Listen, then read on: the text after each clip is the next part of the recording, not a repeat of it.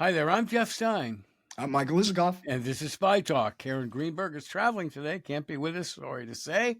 Anyway, the big news this week is not exactly intelligence oriented, but this spectacular, I don't know what you call it, conclave of generals in Quantico yesterday.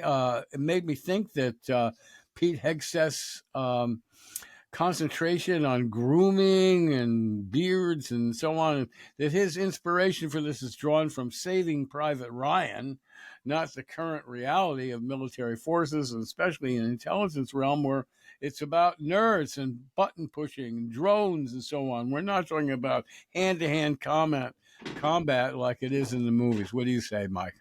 I agree, but that's certainly not Pete Hegseth's perspective on the world. I mean, what he gave was this sort of, anti-woke rant that I'm sure he had rehearsed many times as a Fox News host. But you know, there was something that struck me. I mean, his point: America's warriors kill people and break things for a living, and that's the Well, that's the boy. spirit that he wanted to convey. And I was struck. This is in a column in the Bulwark today about a message that somebody from a former military commander who was with a group called Veterans for Responsible Leadership posted after Hegseth's talk. And I just want to read a little from it. This is a disgraceful message. There was a soldier that I served with in the Army that later was killed in Mosul, Iraq, that said the reason he joined the military was because he believed it was the greatest force for good that the world has ever known. He said the military not only taught its soldiers to be lethal, but it also taught us to be compassionate and empathetic and care about not only the American people, but also freedom-loving and seeking people from all over the globe. This is the true warrior ethos that so many of us veterans know and love. I'm thinking about him a lot tonight, and will be damned if sons of bitches like Trump and Hegseth will transform our great military into something resembling the Russians.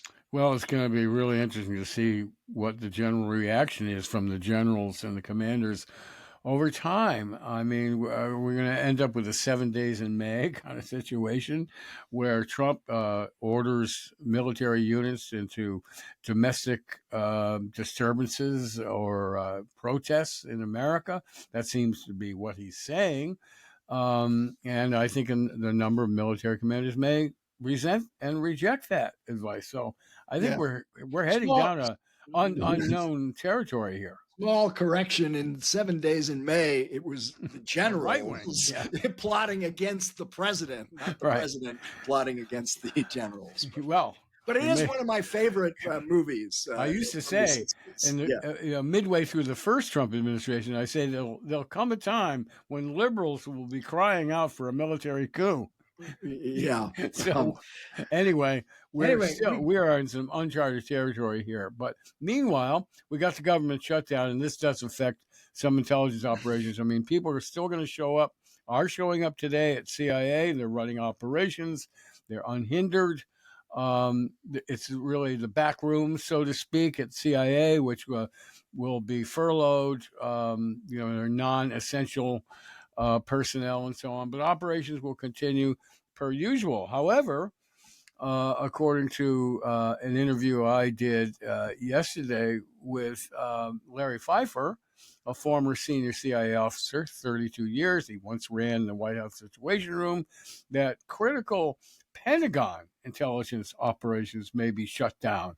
This is we're talking about the National Security Agency, the National Geospatial Agency, and the Defense Intelligence Agency. Some of these intelligence collection programs are going to be shut down according to guidance, the public guidance that was put out this week. So, and this is the agency that is on the front lines of tracking and resisting and fighting back against cyber attacks, which, they may not be headlines as much as they used to be, but they are continuing methodically, systematically.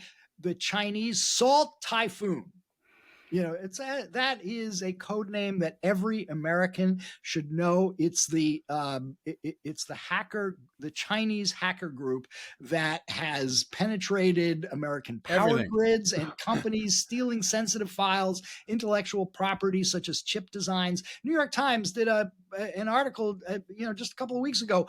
Unrestrained Chinese cyber attackers may have stolen data from almost every American. They're in our all telecommunications companies. Right, Wow. right. And the agency that is supposed to keep track of this is 65% shutting down with this shutdown. And the legislation authorizing it sunsetted last night, as Karen Greenberg reported today at Spy Talk over at our newsletter site.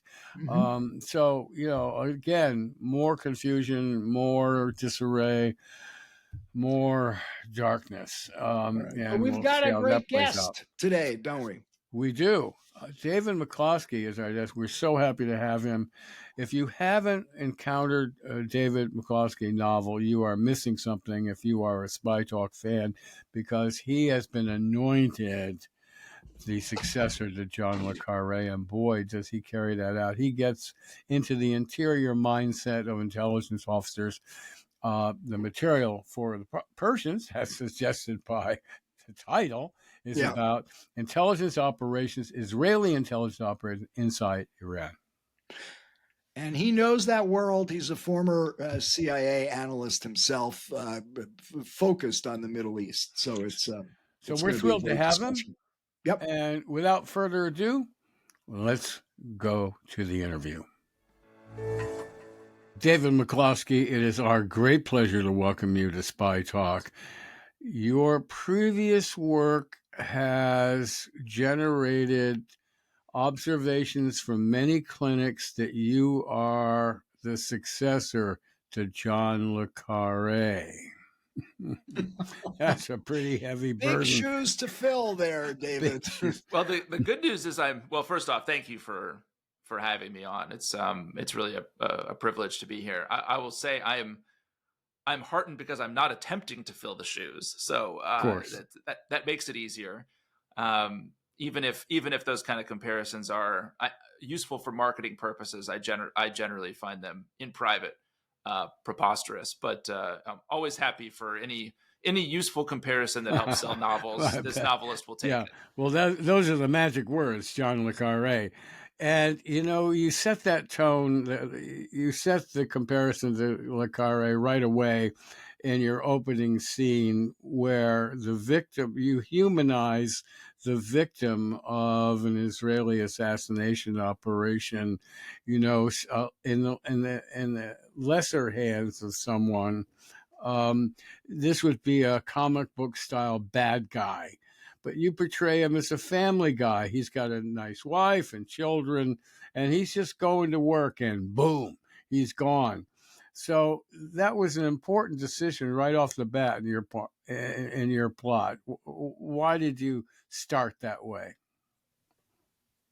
So, I'm really interested in characters that are actually like humans, that aren't cartoons.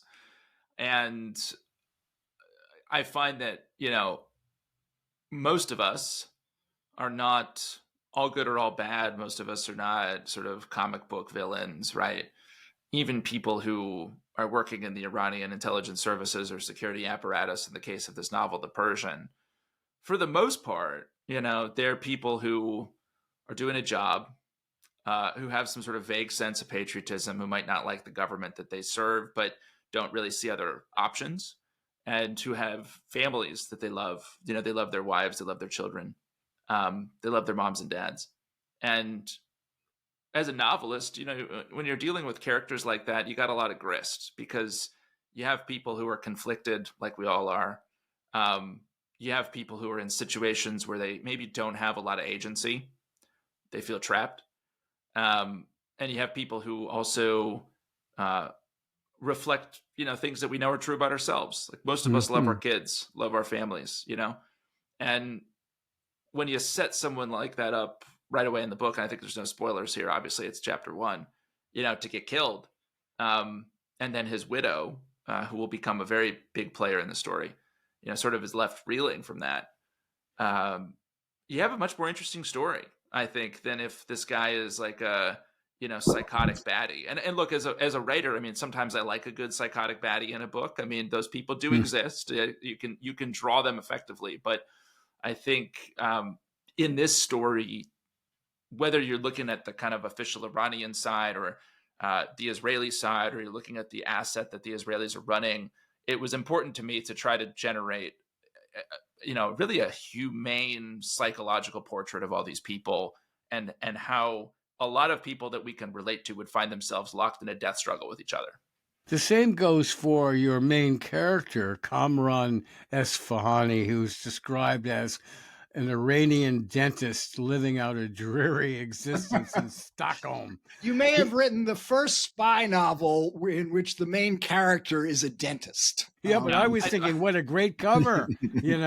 He goes back to Tehran. He's an Iranian exile returning to the motherland. And who gets a closer look at the clientele than a dentist looking into the mouth? That's right. Of Iranian officials. So I thought that was a great idea.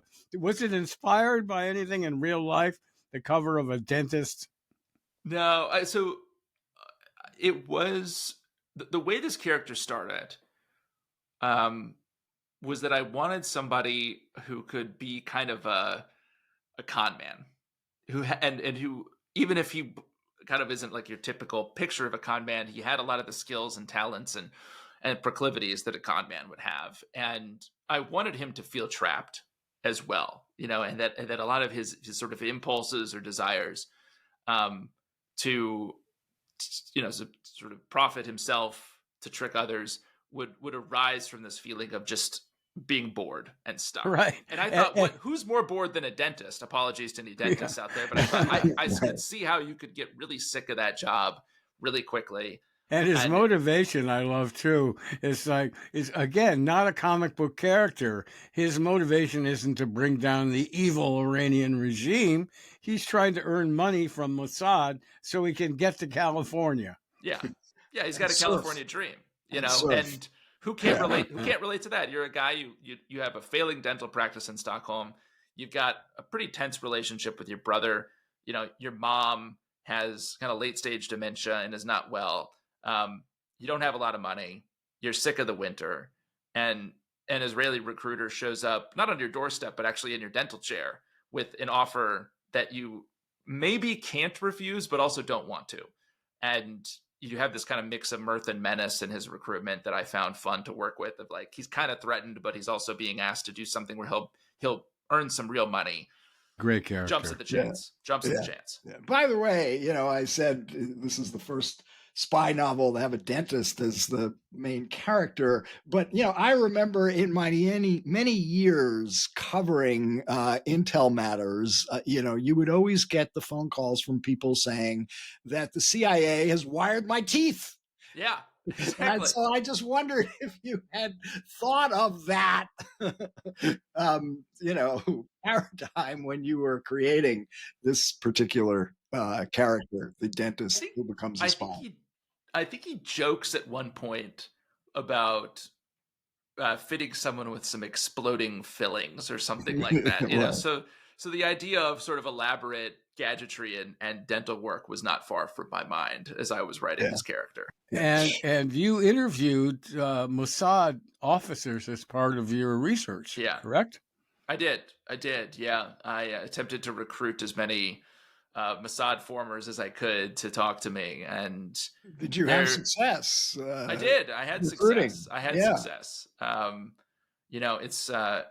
It's an interesting feature now of being a novelist that, for no real personal benefit, a lot of people who have worked in various secret services are willing to talk to you because they want to talk, and they want to talk with someone who they know is not. I'm not a journalist. I'm not writing a scoop. I don't want any real stories. I want to bounce ideas off of these people and help understand. I think in particular for me, I had a lot of interactions with the Mossad in a liaison capacity when I was at the CIA, but not really in a how do they work operationally point of view.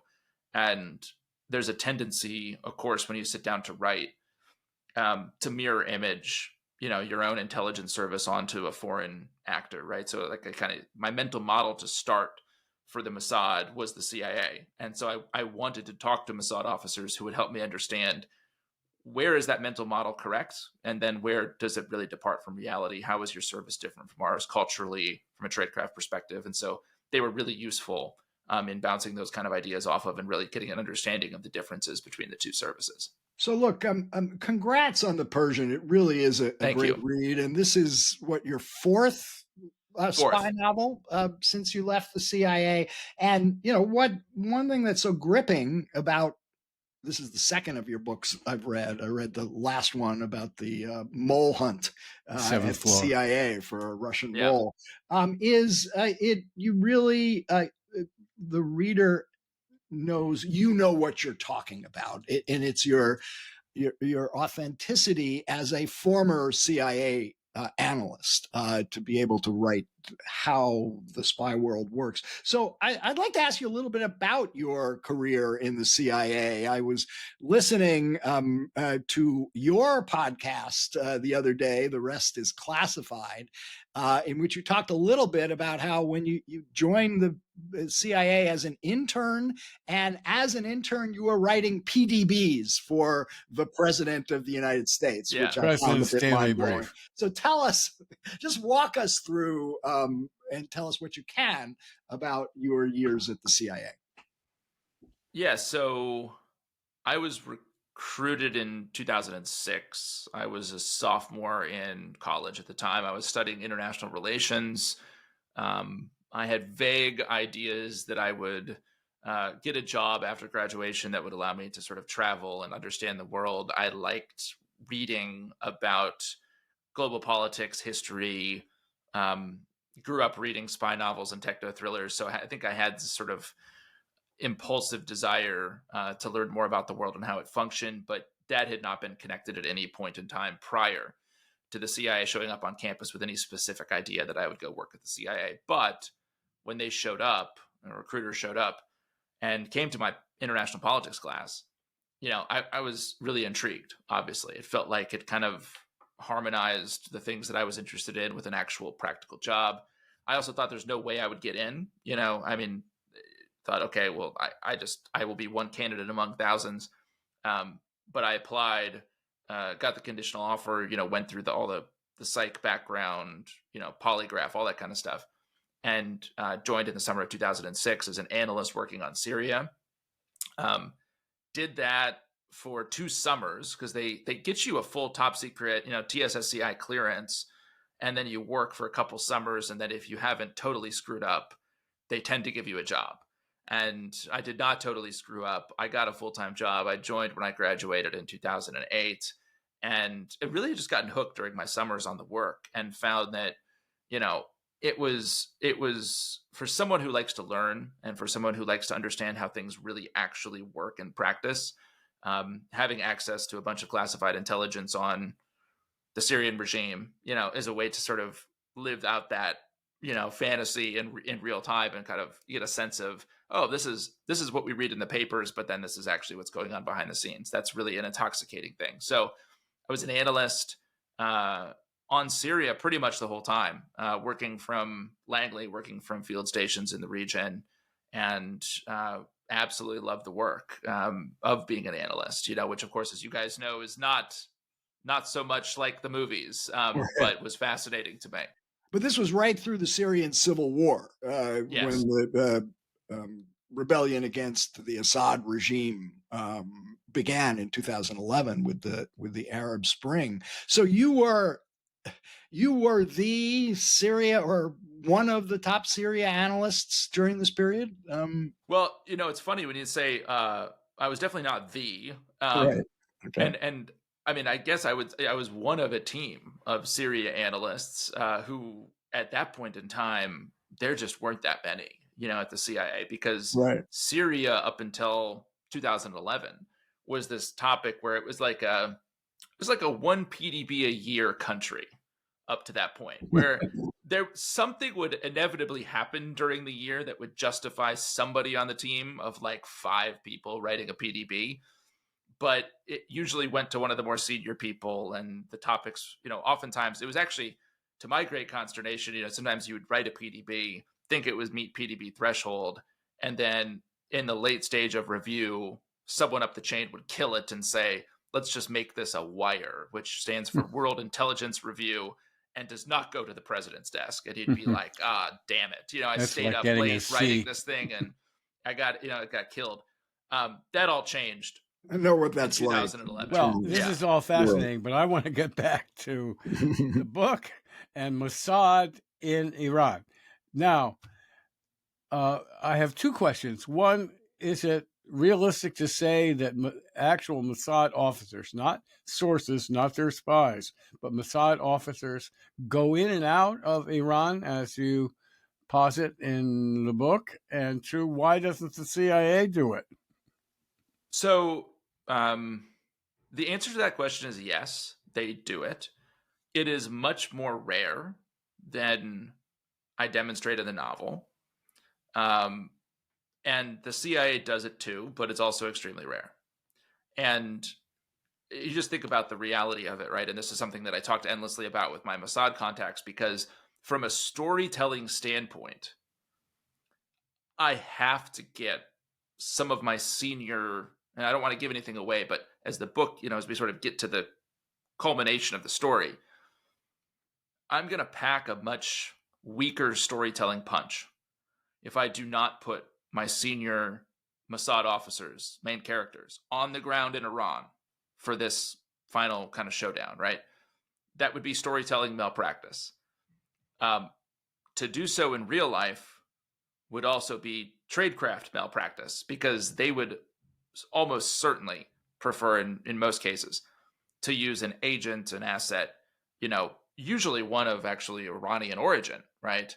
Who can more easily operate in Iran, go in and out of Iran, and frankly, for whom the Mossad are much, considered much more expendable.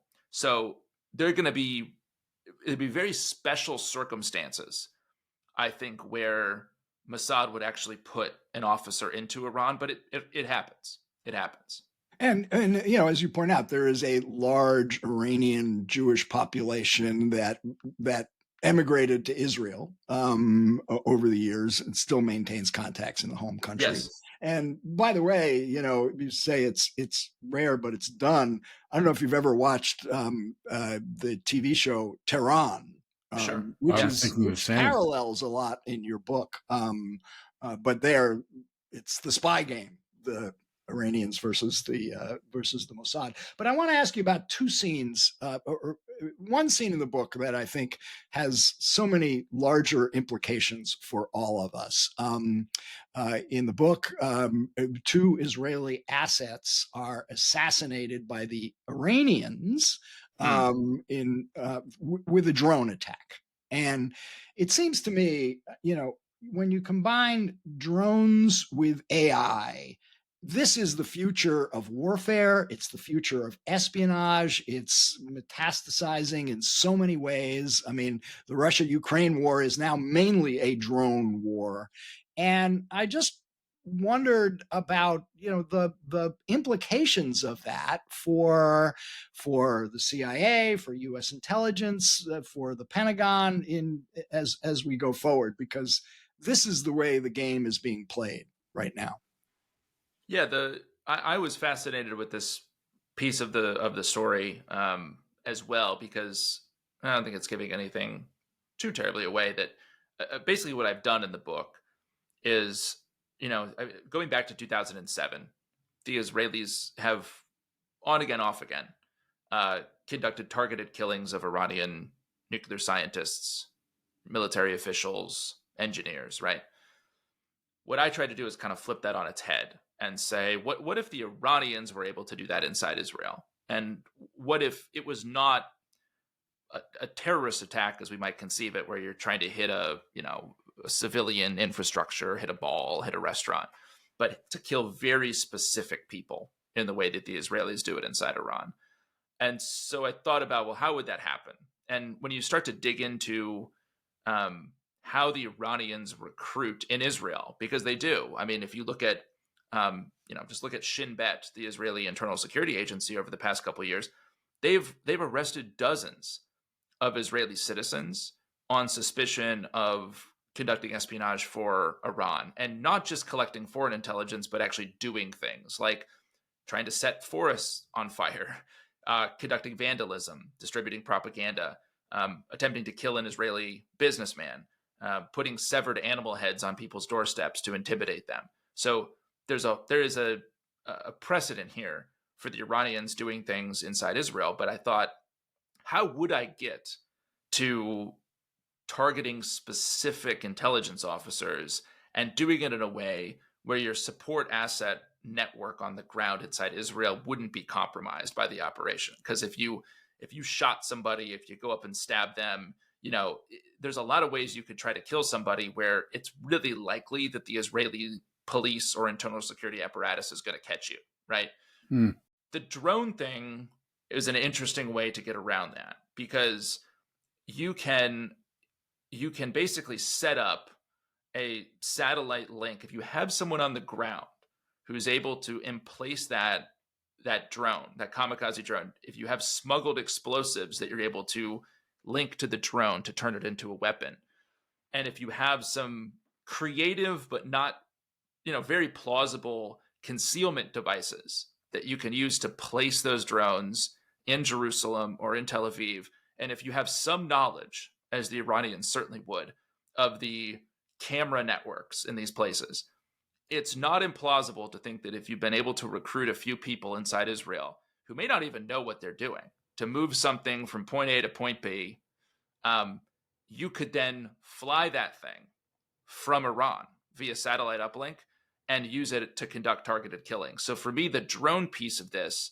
you're absolutely right. It's become a feature of the state-to-state conflict in Russia, Ukraine.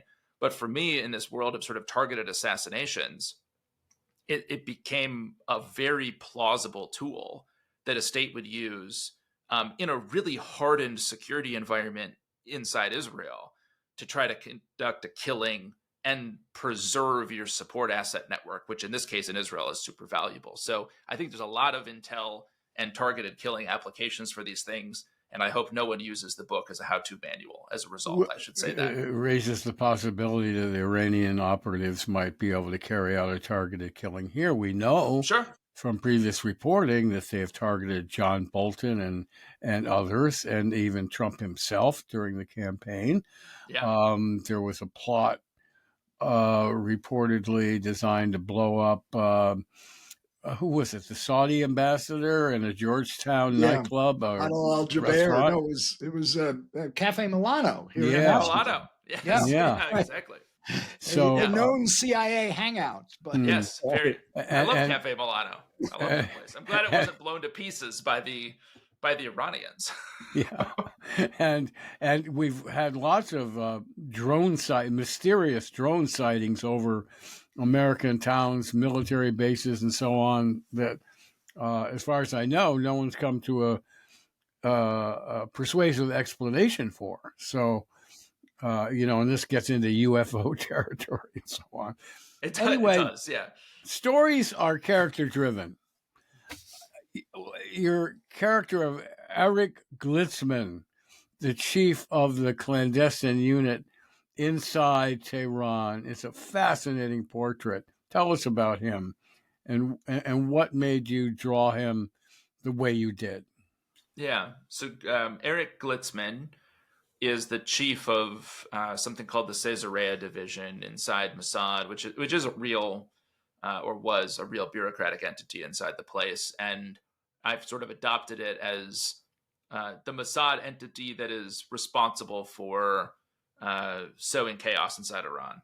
And I'm not sure if it's still functioning. One of the things that my Mossad contacts were very reluctant to tell me about or to even speak of was specific names of kind of like how is the place actually organized. They're very cagey about that. And I would say in general, the Mossad guys were much cagier than their American counterparts when describing how their service functions, which makes sense. Yeah. So Glitzman is an Ashkenazi Jew who is he is I describe him at one point as a loving yet absentee father. He is a fearsome yet elegant operational planner. He is a devoted husband who's also extremely agitated all the time with his wife. And he is a kind of loving, almost father figure in some ways to our dentist, who he recruits. Which and case yet he is also officers, and he's case extremely officers manipulative become. too. Right, exactly. And Glitzman is, as I was reading more about Mayor Dagan and the way Mayor Dagan, who is a former head of Mossad, who's since passed, but who was the chief of Mossad at this very formative period in the early 2000s when the Israelis started killing people in Iran. Mayor Dagan believed that you had to kill to save lives, and that if you kill Iranian scientists, you decrease the odds of the Iranians getting a nuclear weapon, and that decreases the odds of an open conflict with the Iranians where tens of thousands of people, if not more, would die. And so he came up with this, his idea of killing to save lives. And Eric Glitzman, I've just sort of glued that onto him because Glitzman is in some ways ambivalent about the way the Israelis are approaching their own security in the region. Like, I think he understands some of the self-defeating strategies that the government has employed.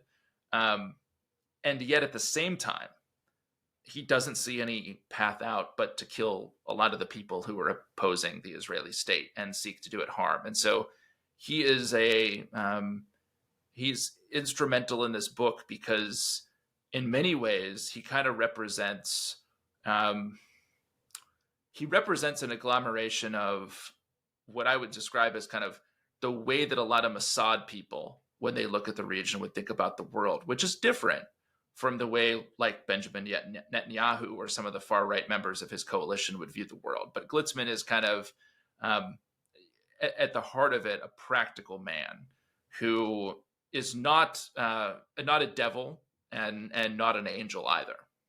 Explain that difference between the Mossad view of the world and the way politicians, and in particular Netanyahu, view it. Yeah, well, I mean, so I think has a lot to do with geography.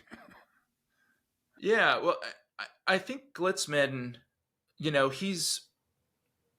he works on Iran, and he has an understanding, I think, that in many ways there shouldn't be a significant dispute between the Israeli state and the Iranian people, or the Israeli people and the Iranian people. And in fact, he's got, one of his closest deputies, a woman named Rivka Sadegh, is a Persian Jew herself. He works with a lot of Persians inside Mossad.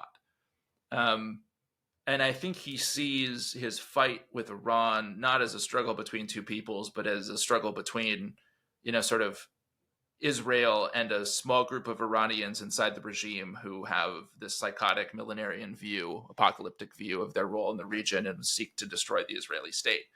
And so he wants to undermine that regime as much as he can. But when there's a scene in the novel where he's napping with his daughter, Oriana, and he's kind of reflecting a bit on the world that she's going to inherit. She's 5 in the book. And he's incredibly saddened and dismayed by what he sees going on, in particular in the conflict with the Palestinians, which is not a subject of this novel, but is weighing on his psyche, I think, very much, even as his responsibilities take him elsewhere. And I think in that sense, he doesn't carry with him a desire to sort of entirely subjugate and control the land that these Palestinians claim, but is hopeful in some way that there can be, a sort of better way for the Israelis in the region. But he's unable, I think, to really articulate what that might look like. I think that's what positions him as a little bit different from the more kind of Netanyahuist or far right types in the Israeli government today. Right. Is there a takeaway here? And this is not nonfiction. It's not a textbook. It's a novel. But could you say that one of the takeaways is that an intelligence agency, a state, can become drunk with its own success? Yeah, I certainly did not. You make a great point. Like I didn't. Someone picking up this book, there's no morality play in here.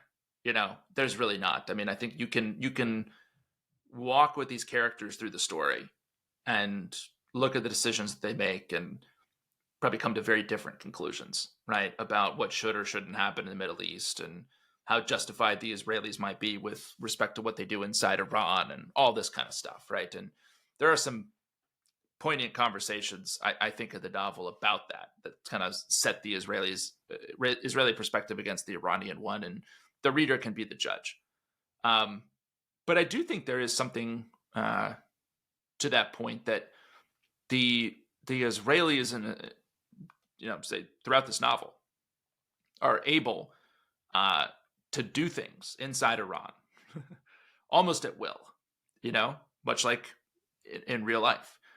And I think it's safe to say that there's a big question mark around the strategic value of those operations and whether they're able to turn those operations into better political outcomes. And I think that the lack of that direct connection is one where you could say, look, you could be drunk on operational or tactical success and not able to use it to then achieve the big picture things that you want to achieve. Just picking up on that, a couple thoughts, occur to me. First of all, I mean, the Israelis, I don't know when you started writing the novel, but certainly the pager operation last year that decimated Hezbollah, followed by the attacks inside Iran, including further assassinations of top nuclear scientists, were major successes for Mossad. I mean, particularly the pager operation in Hezbollah. They basically, undermined and severely weakened their principal military enemy. A point you made in your two-part series on The Rest is Classified about the pager operation.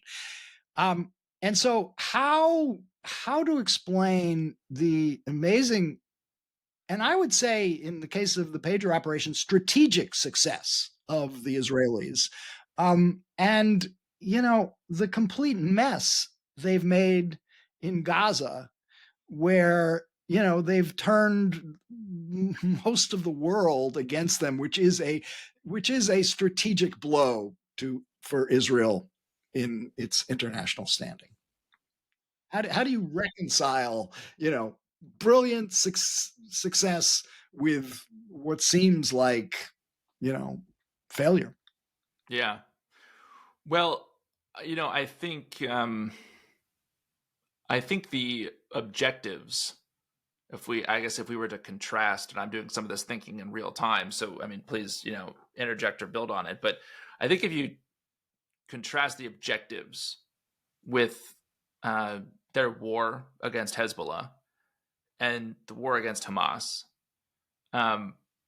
you can get to two pretty different outcomes, which they have, right? I mean, if you are, let's take Hezbollah, if you're attempting to utterly degrade Hezbollah's command and control infrastructure so that it's not even capable of fighting back once you unleash a massive air assault on it, but at the same time, you have no real desire to govern Beirut.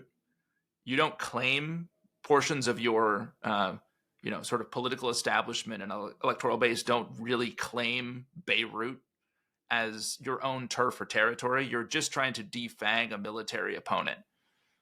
That kind of tactical or operational brilliance, I think, can more easily be converted into a strategic gain. And I think you're absolutely right that there was a strategic victory over Hezbollah. The pager attacks were the opening salvo. There was a 10, 12-day air campaign afterward that culminated in the killing of Hassan Nasrallah, the Secretary of General of Hezbollah.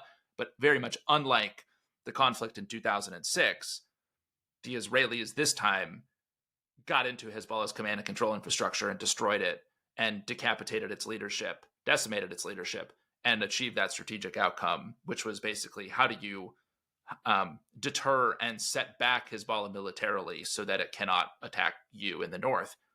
I think that was largely accomplished, at least for the time being. If you contrast those objectives with, Gaza, where right off the bat, you have a conflict between trying to militarily degrade Hamas and trying to bring back hostages. So you got that right off the bat.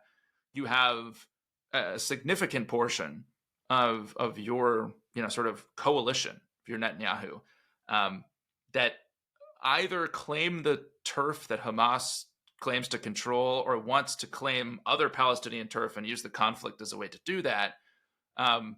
You're going to quickly get into more of a total war scenario that, in the context of the kind of urban and tunnel warfare that they're having to prosecute in the Gaza Strip, is going to lead to a much higher number of civilian casualties and get you stuck in, a sort of never-ending conflict where the only actual end to this thing is basically like, something approaching the annihilation of the Gaza Strip and its control by the Israeli state. And I think that's how you end up with these, like, on the face of it, they kind of look similar, but then you're like, well, if you walk the objectives through, you wind up with two just really different outcomes. Well, the dissonance between objectives and outcomes is very much brings us back to Le Carre territory, the dilemmas of morality, and so on and so forth. A practical question.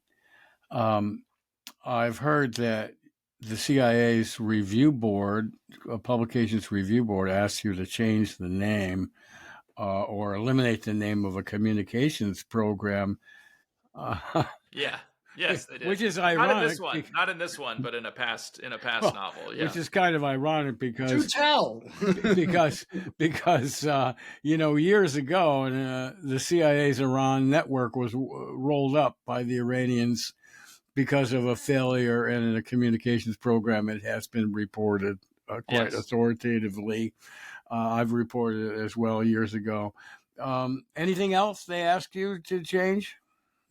So let's see. Yeah, they had me change the name of, I think the one you're referencing was from Damascus Station, my first novel, where they asked me to remove the name of an instant messaging program that we use at the agency, which would be well known to everybody, but I guess the contract for that, is classified in some way, shape, or form, and so they didn't want that out there. In my second novel, Moscow X, I got into an appeals process with them because they wanted me to remove references to Russia House from the book, and my initial. You mean like they didn't want Come you? on, They didn't want you to report that it existed in books. Yeah, and so movies come on. No, exactly. So anytime Russia House appeared, they blacked it out, and I went back to them and said, look, my understanding. This was my initial appeal, which didn't work. I said, my understanding is that this isn't on the org chart, and that this is actually just a direct lift and shift from the Le Carre novel, which I believe came out in 1988, and everyone inside, I think what was then CE division, said, well, that's cool. Let's call ourselves Russia House. And so it just kind of was adopted, right, from the novel. And that didn't go anywhere. But what did go somewhere was there's another former colleague of mine who writes kind of humorous spy novels. And I remembered, thanks to another one of my agency friends who had read the book, that she goes through the PRB, the Pub Review Board, and she had referenced Russia House in her book, and it had been out only, a year or two at that point. And so I sent a snapshot of the page and said, my understanding is that this went through the PRB. So if it did, just please tell me what's changed in the year and a half since. And they responded back pretty quickly, and to their credit, I would say, they said, fine, you can say Russia House. And so I left Russia House in. You got to write a scene like that into one of your novels. Yeah. Your next novel has to be about a former CIA guy writing novels and trying to go through the PRB. Right. No, the PRB, right, though, I will say, to their credit, very fast, very efficient. When I call them, if I send something to them, I try to call them and say, this is coming, and here's kind of my rough deadline. They're pretty fast. But it is, depending on who gets it, who picks it up there, it's a little capricious, let's say, how they edit it. So in the book, I mean, you portray the Mossad as, pulling off some pretty daring, aggressive operations, which does track in real life. Like the pager operation was extraordinary from an intel perspective. The amount of work that went into that and how they concealed the origin of the pagers through multiple cutouts. When I first started covering the CIA many decades ago, the rap was risk averse. And that's certainly amplified after 9/11. Things have come and gone. But I do wonder, where things stand today. We have a new CIA director, John Radcliffe, but his predecessor, Bill Burns, highly respected State Department official for years, but he was a diplomat. And I just wondered, I mean, is the CIA today, capable of pulling off the kinds of operations that you write about that the Mossad has done and continues to do? Well, I would probably say right off the bat that there's a good reason we don't do a lot of operations like the Mossad does. And the reason for that is that we don't live in the Middle East. We do not have the same, frankly, existential struggles that the Mossad perceives it has and that the Israeli state perceives it has. And so as a result, I think our risk tolerance should be lower than Mossad's. And that a lot of the operations that I lay out in the Persian, it's probably good that the U.S. taxpayer isn't funding those and absorbing. We do live in a dangerous world with some pretty sophisticated adversaries. We do. And I think, I think a lot of the answer to your question, like kind of looking forward, is, are we able and willing, I guess, to really penetrate the decision-making circles inside places like Tehran and Moscow and Beijing and Pyongyang, to understand, maybe less to shape, because I think when the Israelis are doing operations, this is one of the other differences that came out between the agency and Mossad as I was doing research for the book, is that the CIA might be very interested in an Iranian nuclear scientist, and we're interested for the purposes of collecting FI, foreign intelligence. Does that scientist have insight into the Iranians' race to a bomb, the plans and intentions and thinking around, the value of a weapon, how it might be used, where the hurdles are, all that? The Israelis are interested in all of that. And on top of it, the Israelis like to know things like, where does that scientist sleep at night? What is their pattern of life? What kind of car do they drive? What kind of security detail do they have? Because the back of the Israelis' mind at all times in those kind of targets is, we need to be prepared to kill them. And the CIA doesn't have the same perspective, so that's just a little bit of an aside on how the two services think differently. But I think for the standpoint of the agency, the question is, can we give U.S. policymakers, can we run the kinds of daring operations that would be necessary and invest over the long term so that we have a much better sense of what the Chinese are thinking and what the Russians are thinking and what they're going to do next? And that one, I think, that's a big open question looking forward for the agency, is, do we have not just the risk tolerance, but kind of the stamina and the kind of the ability to fund and resource and keep our eye on that ball over multiple administrations? That's a big open question. And our objective here, being how many thousands of miles away from the Middle East, is not to be killing people, but to find somebody who can steal a memo off a prime minister's desk. A lot of this can be done today with AI-driven cyber offenses, and increasingly so, and that's just really not even reached its pinnacle yet. but there's no substitute for the guy who's actually talking to Putin or Xi Jinping, who can tell us what the opposition leaders' thoughts are. So, anyway, all this is fascinating. I got one more question. All right, if you're about to wrap up, one more question. We've talked a lot on this podcast and in Spy Talk, the site, about the weaponization of intelligence and law enforcement in this administration. And, between Tulsi Gabbard and John Radcliffe, there have been, they've stripped people of their security clearances, fired people, done things that are, virtually unprecedented, at least in American intelligence.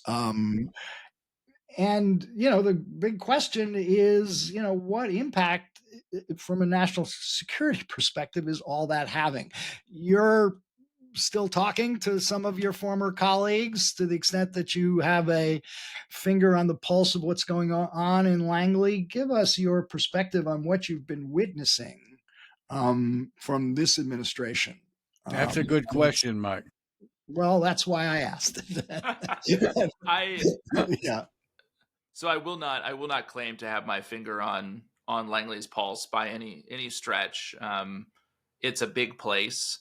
There are, I think the place largely mirrors a lot of the sort of political realities that we face in just the broader society. So we have a lot of people who work at the Central Intelligence Agency who voted for Donald Trump, and a lot of people at the Central Intelligence Agency who voted against him, right, and voted for Kamala Harris. So I think, there can sometimes be a tendency when we create our mental model of the place, particularly in the wake of, Trump 2.0 taking office, to kind of think it's a unified entity where, it sort of sees itself as under assault from the Trump administration. And I do not think that that's true, right? I think it's very mixed. What I will say is that I do have friends and colleagues who are there who felt in the wake of the second Trump administration that there was sort of a chill in the air with respect to what you could say, right? And deep uncertainty about whether the administration really wanted to do kind of a massive layoff, or if you're on the other side of that issue, a purge, right? I heard from other officers who said, look, Langley is fat, headquarters is fat after 25 years of the war on terror. It's gotten big. It's not gotten big in the field. It's gotten big at home in kind of, a way that a big bureaucracy could get big. And that could be a U.S., federal agency. It could also be a big kind of private company, right? Or, a publicly traded company, Fortune 500 company that's just gotten fat. It needs to do a downsizing. So you have people who think, hey, it's too big. You have others who say, where's the evidence for that? So you kind of have this more complicated back and forth, I think, that's gone on inside the workforce around whether the place is too big. You do have some examples of what I think are worrisome signs or worrisome indications of kind of growing politicization, right? You could see this with, there was a dismissal of an officer on the National Intelligence Council, whose name I'm now blanking on. There was the push for the analysts to come up with a better answer on the connection between what was it, that Mexican gang? Yeah, that gang and the Venezuelan government. Yeah. And then there was the kind of bizarre, I think, use of a low to no confidence intelligence assessment on the COVID lab leak theory that was kind of publicized by Director Ratcliffe in the early days of the administration to show that, hey, this has always been a lab leak. The CIA has always had this, and now it can finally put this information out there, which is not sort of politically motivated use of the intel, right? You also have examples like the the gang connection to the Venezuelan government is an example where it seems like the analytic cadre stood their ground and said, this is the assessment. Well, that was the National Intelligence Council chief, whose name was Mike Collins, who got fired by Tulsi Gabbard because he put out a product that contradicted what the administration was saying about Tren de Aragua. Yeah, exactly.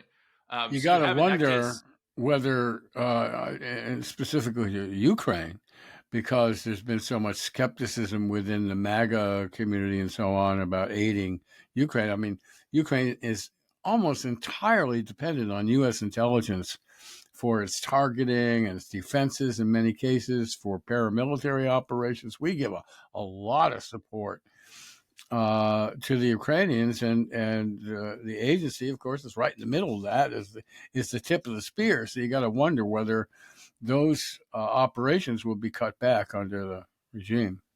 Yeah, no, and I think what all of this to me suggests, I mean, this is just me looking at it from the outside, right, and talking with some people, but this isn't some comprehensive view. It's just as I knit these little data points together, what it looks like is a quite chaotic and sometimes random sort of periodic assault on the agency or on the national security bureaucracy based on political motivations from people like Laura Loomer. It's deep not state stuff. But it's not. It does not look. I guess what I'm not seeing evidence of yet is, for example, okay, what I would have feared is the administration takes a very political figure off of maybe the campaign and puts them inside the Eastern Europe, sort of Eurasia Mission Center at CIA, which covers Russia and contains Russia House, and says, you're going to go in here and you are going to make sure that the assessments that come out accord with the Trump administration's line. Like, they could have done that. They didn't do it. It's more subtle and chaotic, I think, than that at this point. They put Tulsi Gabbard as director of national intelligence. She was a political figure, a congresswoman who was a mouthpiece for Assad, a tyrant well, as the Syrian analyst. I mean, how is that any different? In fact, on a larger scale than the scenario you just said you feared. Yeah, so here's where I totally agree with you on the Gabbard take, by the way. I mean, I think you don't even need to bring in her bizarre / reprehensible views on what the Assad regime did to think that she was not qualified to run to be the DNI, right? I mean, she'd never run any bureaucracy of note, anything large. Like, there's a whole bunch of sort of forbid disqualifiers even before you get to that stuff. But I agree with you totally. She is the nominal chief of U.S. intelligence. Nominal, yeah. What I was most concerned about was a kind of a concerted effort to actually drive those political impulses deeper into, let's just take the CIA to make it less complicated, to drive those political impulses deeper into the CIA, to do things like putting essentially political appointees, inside mission centers, to be regularly kind of twisting the analysis to suit the administration's political ends, and or to have conducted a much broader, frankly, purge of the organization to get rid of people that don't toe the line. You can find evidence of all of that in a very kind of scattershot manner, and it's happened. You can point to it. But the lack of any kind of systematized effort, I find in this context to be encouraging, because to me, it's like, it's almost too, it's almost too chaotic. And it is early. is. We're only 8 months into, or what? How many months? We were should 10 be months. encouraged by their incompetence, is what you are arguing. I think That's territory for your next novel. By the way, do you still have a security clearance? I do not. No. Okay, because I would say after this, I will not. I won't be getting one. I won't be getting one. Yeah, I will not be receiving one. I can guarantee you. Right. With that, we really do have to wrap it up. I predict that The Persians is going to be a big success and is going to vault you even more into the stratosphere of spy thriller writers, into the vaunted Le Carré territory, which you've already entered. And I've enjoyed every book you've written. I think that's just great stuff. This is written by someone who really knows or has learned about how the intelligence world works. So congratulations on that, and I hope everyone will get to The Persians, and read it. So thanks, David McCloskey, for joining us today. Thanks for having me. This was a ton of fun. And that's it for this week's Spy Talk. Be sure to check out our complete podcast archive on Apple or wherever you get your podcasts. And if you haven't done so already, do check out the spytalk.co news site on Substack, where we offer a steady diet of scoops and original analyses on the intersection of intelligence, foreign policy, and military operations. Just Google Spy Talk and you'll quickly find your way there. This edition of the Spy Talk podcast was smoothly produced, as always, by Kanai and edited by Molly Hockey for MSW Media. And so that's it for now. I'm Jeff Stein. I'm Michael Isikoff. We'll see you next time. For more original reporting and insights like this, subscribe to spytalk.co on Substack and follow us on Twitter at @talk_spy. If you enjoyed our podcast, subscribe and leave a review on Apple Podcasts, Spotify, or wherever you get your podcasts. MSW Media.